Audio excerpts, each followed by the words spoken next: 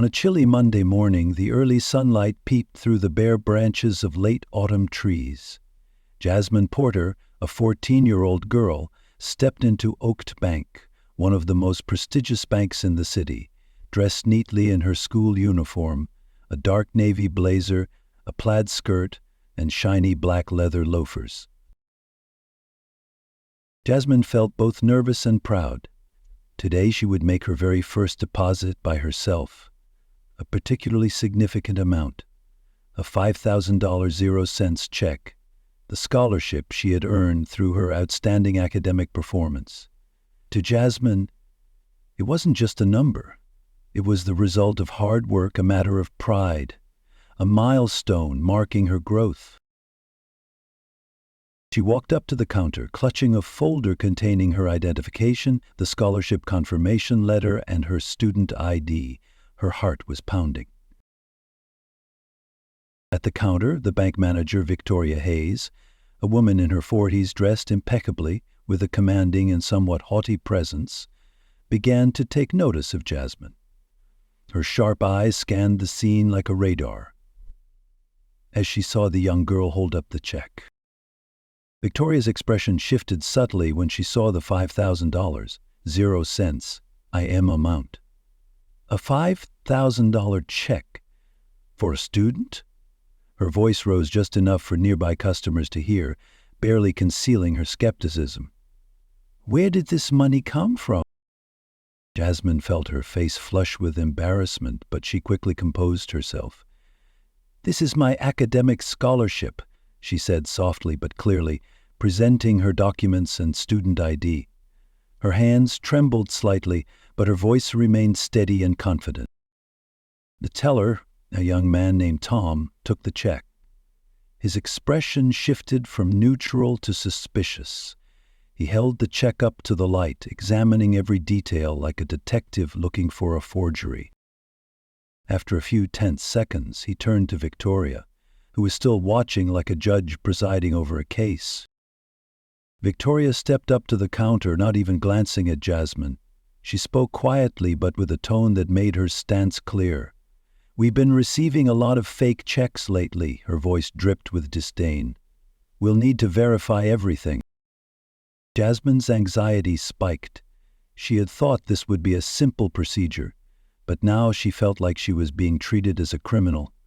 She looked down at her bag, suddenly panicked as she realized her phone was still in her locker at school. I need to call my mom, Jasmine whispered. She's waiting for me. I don't have my phone with me. Victoria responded coldly, not even turning around. That's not our concern, she said with icy indifference. You'll have to wait until we complete our verification. Those words hit Jasmine like a slap to her dignity. She stood frozen as Victoria walked away with her arms crossed, exuding an air of condescension, as if the 14-year-old girl wasn't worth a second thought. Jasmine stood alone in the middle of the crowded bank lobby. All around her, people continued their transactions, conversations, and movements.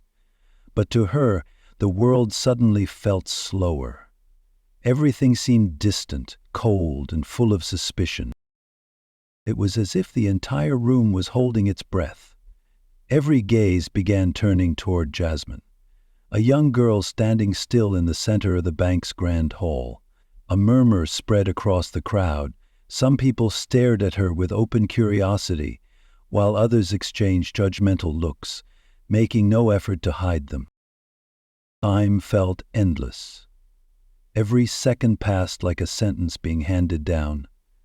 Embarrassment seeped into every inch of her skin, making her small feet tremble even more on the cold marble floor. She didn't cry, didn't scream, but inside her pride was breaking apart piece by piece. Despite her unease, Jasmine's sharp observation remained intact, a natural gift she had always taken pride in. She noticed how others in the bank were treated.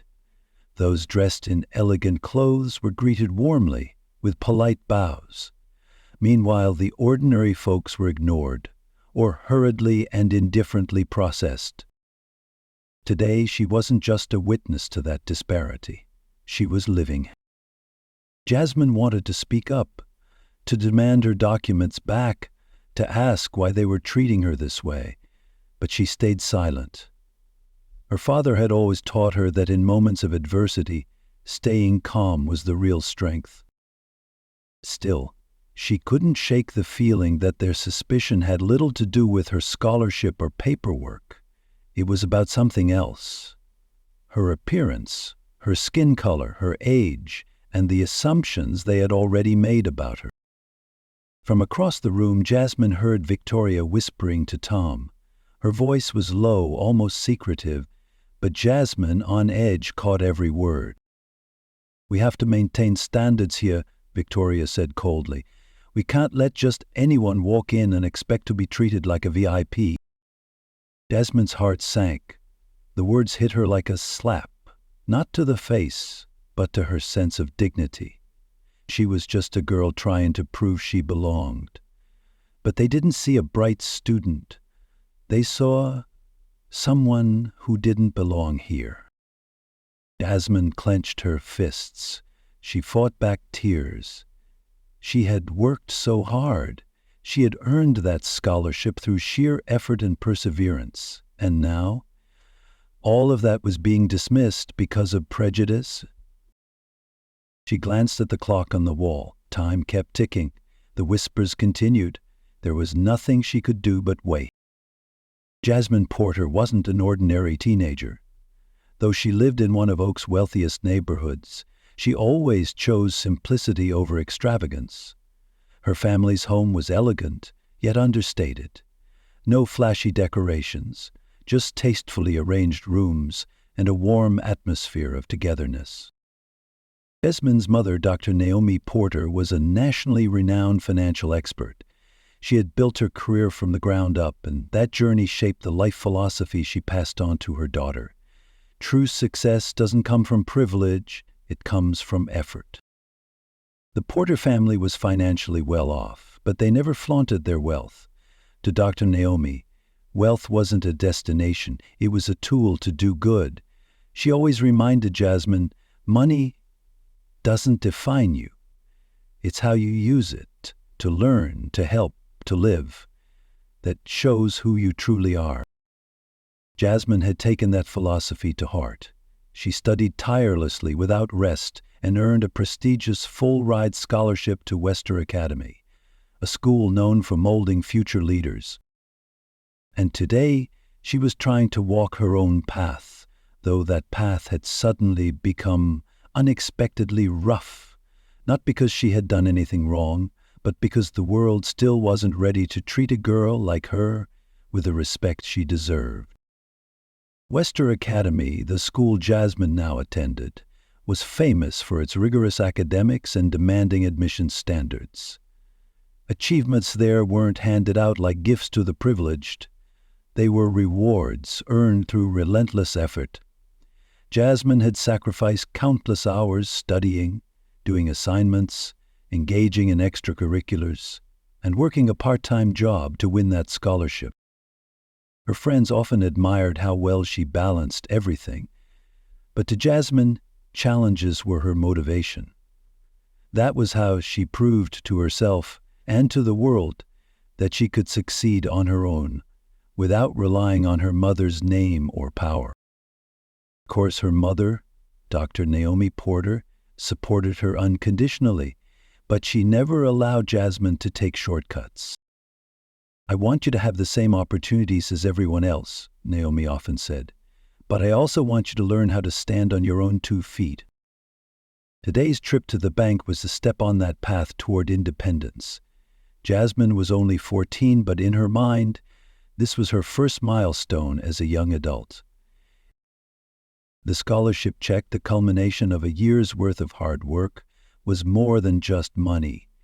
It symbolized growth, ambition, and pride. That morning, before leaving home, Jasmine had carefully tucked the check into her folder. Her mother had been at the dining table, reading company financial reports.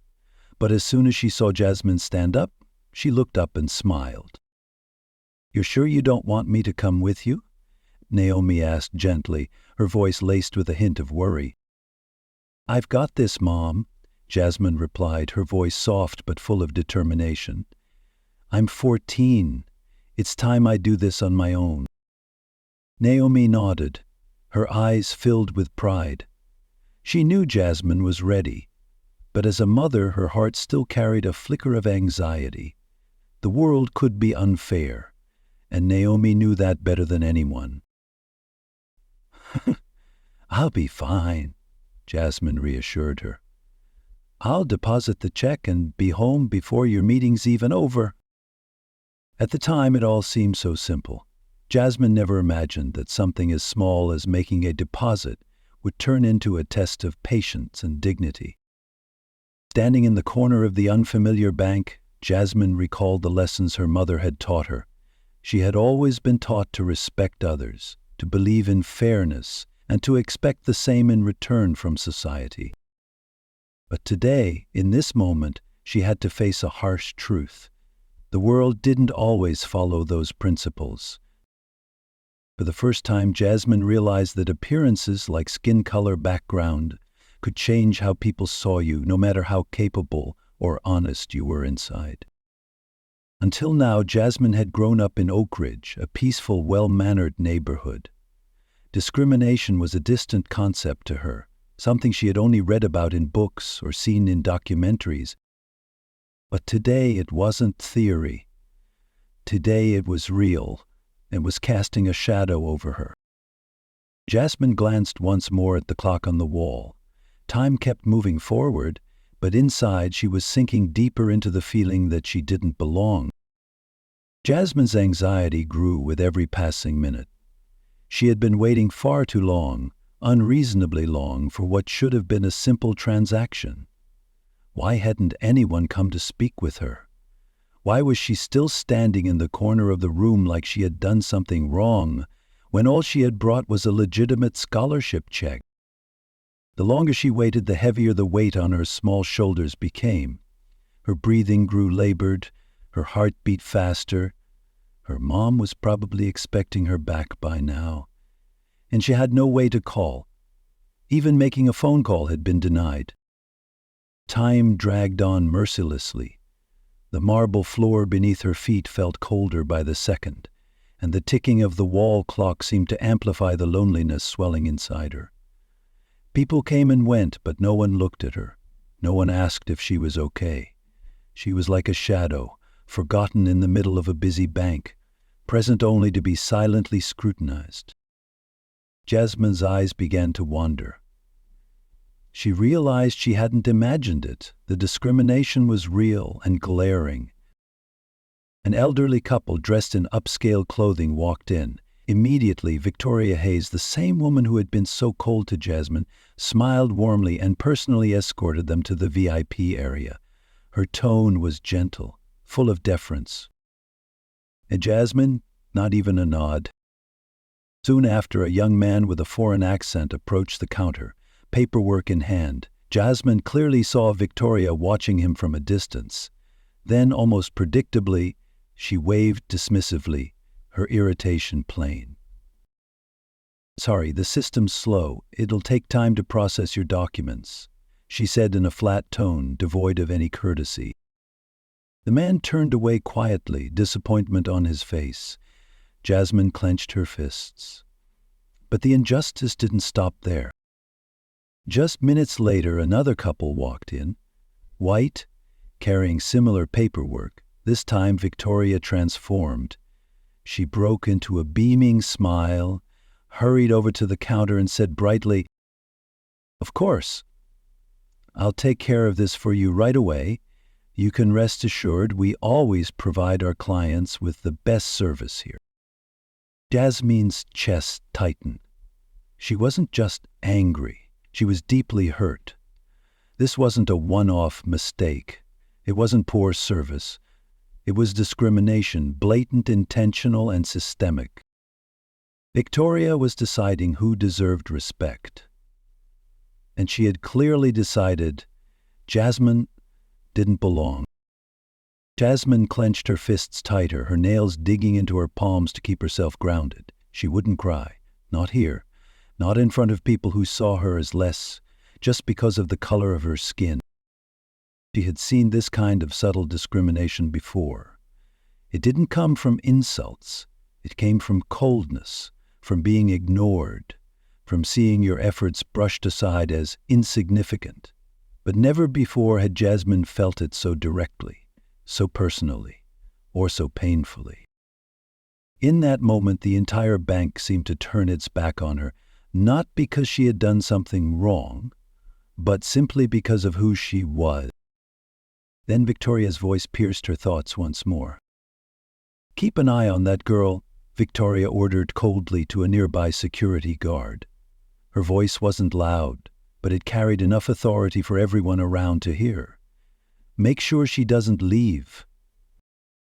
Jasmine's heart nearly leapt out of her chest. She had to summon every ounce of strength not to shout in protest at such outrageous injustice.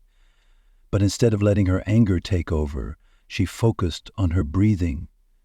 In, slow, out, deep, trying to keep herself steady in the middle of an emotional storm.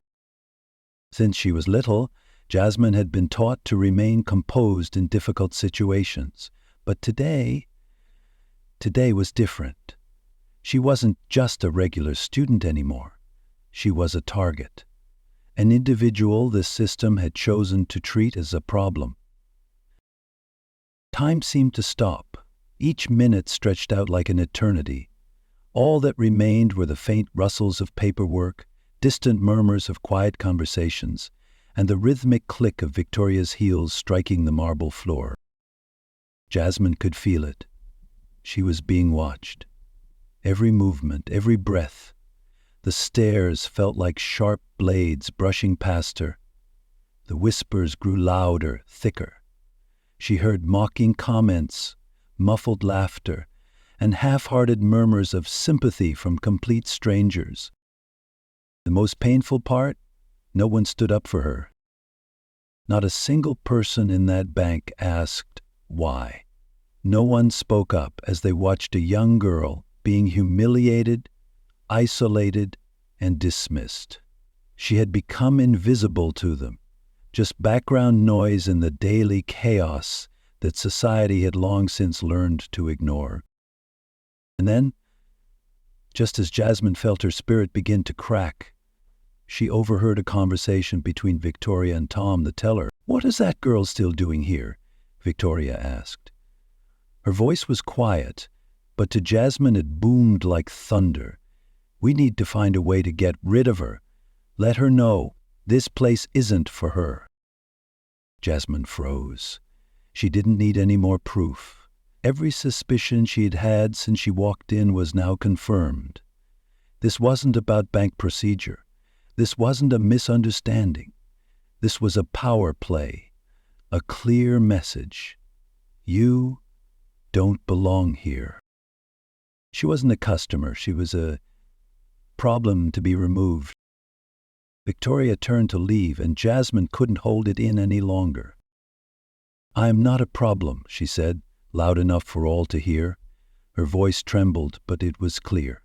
"I'm here because I earned it. I have a scholarship.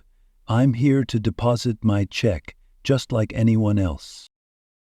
But Victoria didn't even turn around. She simply looked at the security guard and said in a voice as sharp as a blade, "Take her to the back.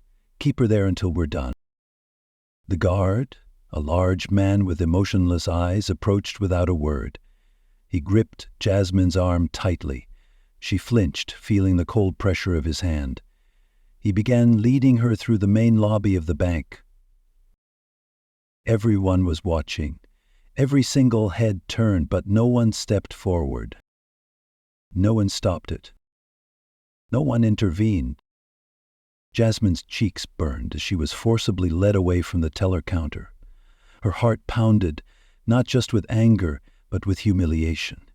The guard brought her to a back area of the bank, placing her in a corner, not hidden, but just visible enough for others to see. "Stay here," he ordered, his voice like steel. Then he stepped back, eyes fixed on Jasmine as if she were some kind of threat. Jasmine stood there, arms crossed, back straight, chin held high. She forced herself to maintain an air of confidence, but inside, everything was falling apart. Her legs had started to go numb from standing still for too long. Her whole body ached. But worse than the physical discomfort was the feeling of being dismissed, diminished to the point of invisibility. In a place that was supposed to be fair, she had become a stranger, trapped beneath prying eyes and utter silence. Her mind spun in circles. Why was this happening? All she had brought was a scholarship check. She hadn't done anything wrong. Her eyes scanned the room, searching for something, anything, to pull her mind away from the helplessness. And then she saw Victoria Hayes. The bank manager was making her way across the room, her high heels tapping rhythmically against the marble floor. She was speaking to a tall, well-dressed man Jasmine had never seen before. But there was something about him, eerily familiar.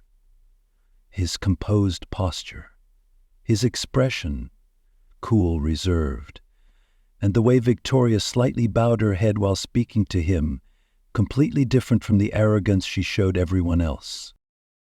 A name rang in Jasmine's mind like a warning bell: Harrison Wells. She had heard her mother mention that name during business talks.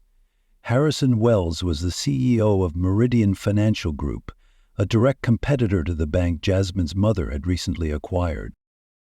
Jasmine's pulse quickened. She observed more closely. Although she couldn't hear them, she clearly saw Victoria handing Wells a yellow folder, the cover marked "Confidential." She didn't need to read the contents to understand this was no routine meeting. She watched Victoria lean in, whispering something into Wells's ear. He opened the folder, flipping through the pages with focused eyes. Then he nodded, his expression serious, almost satisfied. When he whispered something in return, a fleeting smile crossed Victoria's face, a smile of gratification. To Jasmine, that was all the confirmation she needed. This wasn't just about a biased manager. This was betrayal. Victoria wasn't targeting her solely for her skin color or age.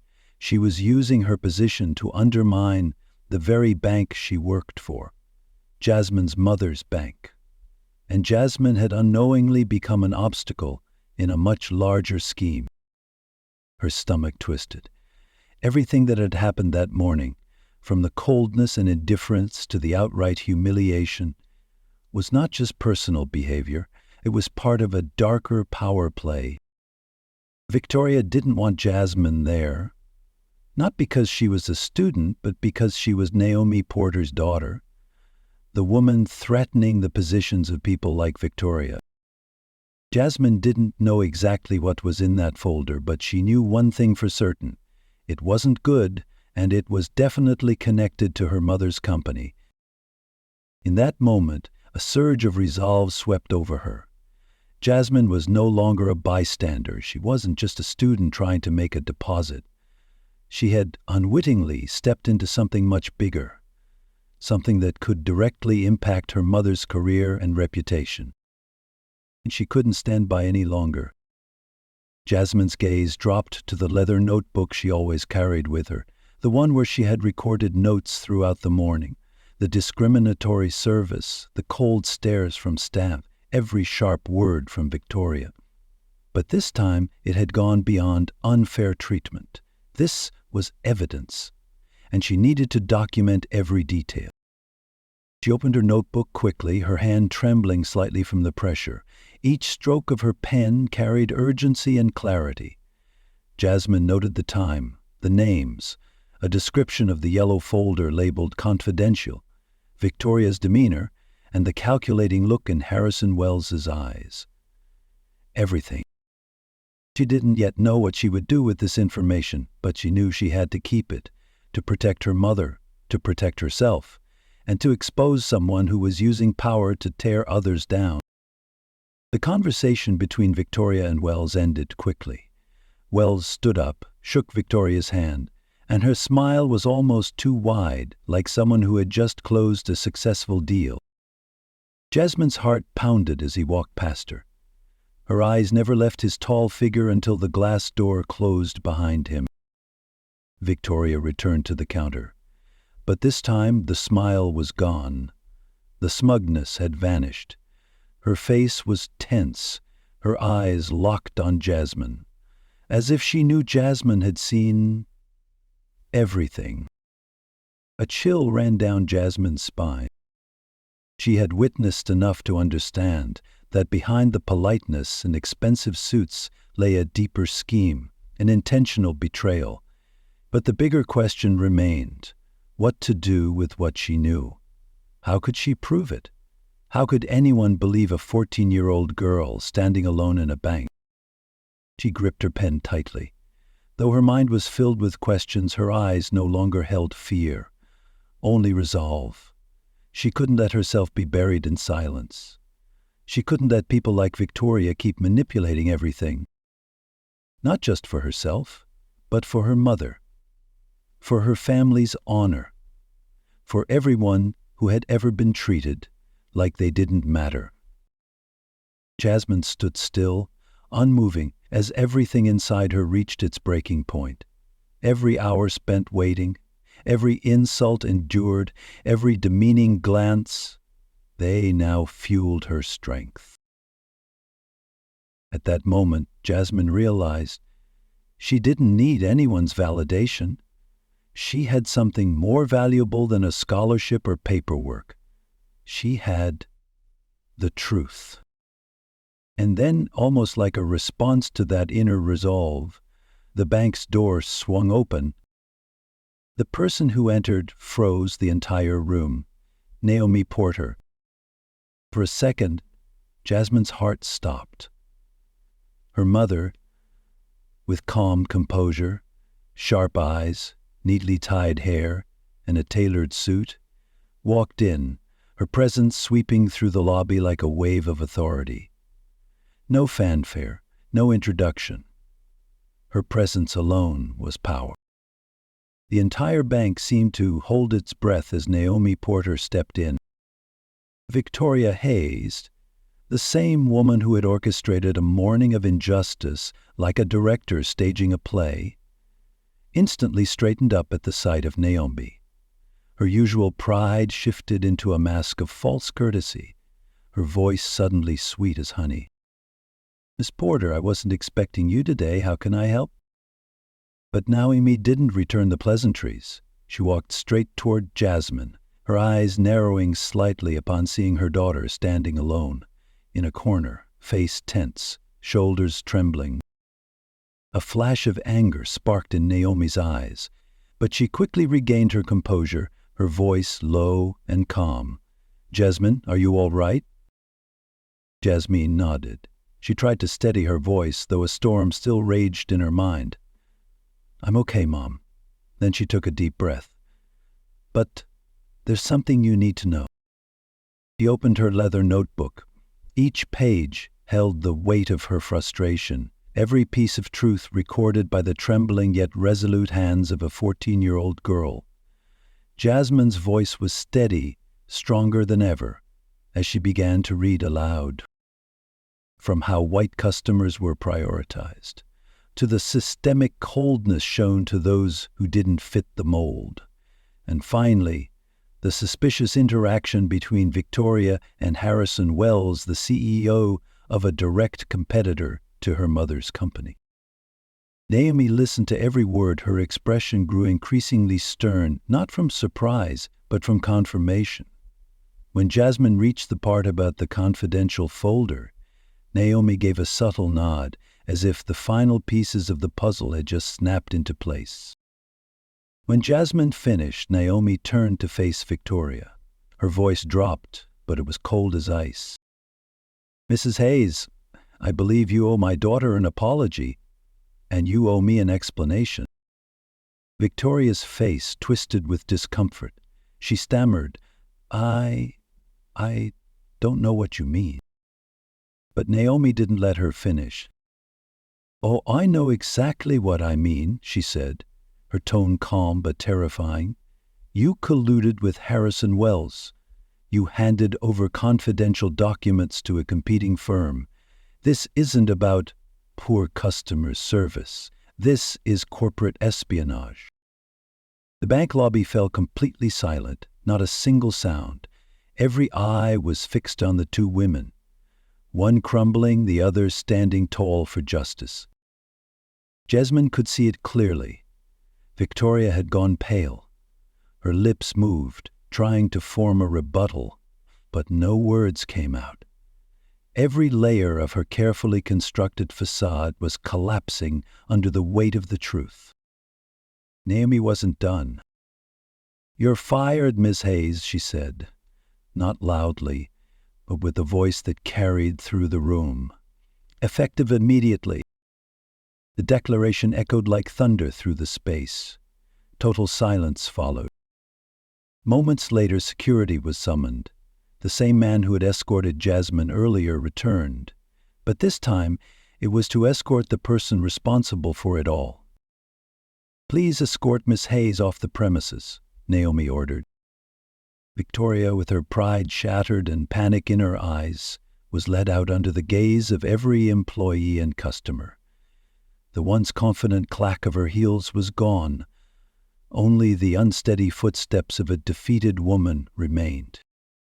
Naomi turned back and stepped into the center of the lobby. "This bank will undergo a full audit," she declared, her voice firm and commanding. "We will overhaul our processes. We will ensure that no one here is ever treated with the disrespect and discrimination my daughter faced today. No one." The room remained silent, but this time it wasn't out of fear. It was out of respect. Jasmine looked at her mother, her heartbeat slowing. At peace, not because Victoria was fired, but because the truth had finally been heard. She stood silently in the bank's lobby, eyes following her motor, Naomi Porter, who now moved with complete control over the situation. Her calm, her conviction, her authority. This was the kind of strength Jasmine had admired all her life. A woman who wasn't just successful, but who stood up for justice in every action she took. The months that followed were a whirlwind of sweeping changes at the bank. The official investigation into Victoria Hayes's conduct revealed truths even more disturbing than what Jasmine had witnessed. Not only had there been a deliberate effort to undermine Naomi and leak confidential information to a competitor, but there was also a long-standing, systemic pattern of discrimination against minority clients. The bank's leadership underwent a complete overhaul. A new training program on fair and equitable financial practices was implemented, not as a quick fix, but to rebuild the ethical foundation of the institution. Melody Pham, the young bank teller who had treated Jasmine with kindness and professionalism throughout the ordeal, was recognized for her integrity and compassion. She was promoted to manager, becoming a role model for a new generation of staff. Fair, informed, and service-driven. The experience at the bank didn't just change a system, it changed Jasmine. Her story quickly drew public attention and spread widely. Jasmine was invited to speak at Wester Academy, the school she attended, to share her experience. Standing before an audience of students and faculty, she was no longer a girl pushed into a corner, but a powerful voice that resonated with others. She spoke about the pain of discrimination, about the power of speaking up, about finance, not just as numbers, but as a tool to empower communities. She urged her peers to learn about money, to understand systems, so they could help build a more just future for everyone. Jasmine smiled, a soft but proud smile. She knew that painful moment had forged the person she had become. And more importantly, she had not stayed silent. From an act of humiliation, Jasmine had built a foundation for change. and her mother, Naomi, stood as living proof of what Jasmine would carry with her for life, that in the face of injustice, if you have the courage, you can make a difference. What do you think of Jasmine's journey? She's only 14, but she's already learned a lesson that many spend a lifetime avoiding. Silence is never the answer, and sometimes it takes just one person brave enough to speak up to shift an entire system. If this story moved you, hit subscribe to help us spread messages of justice, courage, and positive change. Every subscription is a step forward in sharing stories that stir hearts and awaken society.